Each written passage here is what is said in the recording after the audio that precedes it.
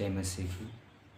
आज हम फिर से परमेश्वर के वचन में से कुछ सीखेंगे कि परमेश्वर जब हमारे जीवन को बनाते हैं, हमारे जीवन को आकार देते हैं, तो परमेश्वर हमारे जीवन से क्या चाहते हैं और परमेश्वर अपनी योजना हमारे द्वारा क्या पूरा करना चाहता है कि हम परमेश्वर के समीप रहे और परमेश्वर के साथ संगति करें। जब परमेश्वर ने आदम को बनाया तो परमेश्वर ने आदम से कहा था, हे आदम, मैं तुझे ठंडे के समय मिलने आऊँगा, मैं तुझसे मुलाकात करूँगा, बातचीत करूँगा। आज हर एक व्यक्ति से परमेश्वर बात करना चाहता है, लेकिन मनुष्य परमेश्वर से मिलना ही नहीं चाहता। परमेश्वर ये नहीं बोलता कि मैं बच्चों से मिलूँगा, बड़ों से मिलूँगा। परमेश्वर कहता है मैं हर उस मनुष्य से मिलूँगा जिस व्यक्ति को मैंने बनाया है। कि परमेश्वर अपने लोगों से प्रेम करता है। जो व्यक्ति परमेश्वर के प्रेम में बना रहता है वही व्यक्ति परमेश्वर का संगति कर सकता है। जो परमेश्वर की आज्ञा को मानते हैं, परमेश्वर के वचन पे चलते हैं, वो व्यक्ति परमेश्वर के प्रेम में बना रहता है और परमेश्वर उसकी संगति में बने रहते हैं। जब हमारे जीवन पवित्रता में चलता है, पवित्र आत्मा की प्रेरणा में रहता है, परमेश्वर के अनुग्रह में रहता है और प्रभु यीशु मसीह की संगति में रहता है, हमारा जीवन परमेश्वर के लिए प्रेम भाव का जीवन बनता है।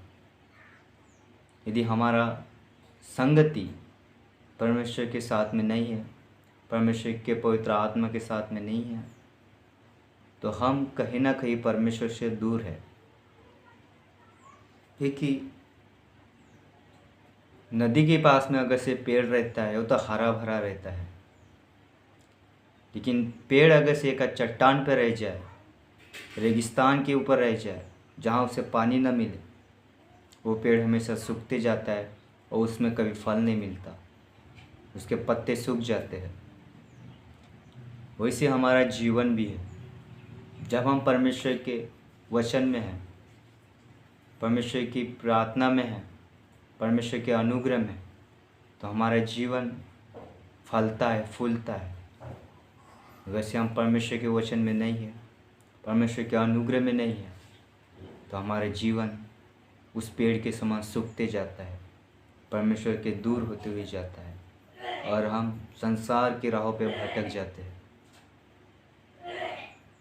हमारा जीवन भजन संहिता में लिखा है, भजन संहिता 1 में, कि हमारा जीवन उस वृक्ष के समान होना है जो बहती नालियों के किनारे में लगा रहता है और अपनी ऋतु में फलता रहता है, अपने समय के अनुसार फलता है। जब भी उनाले के समय में आम फलते हैं, उसका ऋतु रहता है, वो अपने ऋतु में फलता रहता है, वो अपनी ऋतु में फलता है और जिसके पत्ते कभी मुरझाते नहीं, इसलिए जो कुछ वो पुरुष करे वह सफल होता है। पेड़ के पत्ते कभी मुरझाते नहीं, क्यों? क्योंकि वो पानी के पास में रहता है।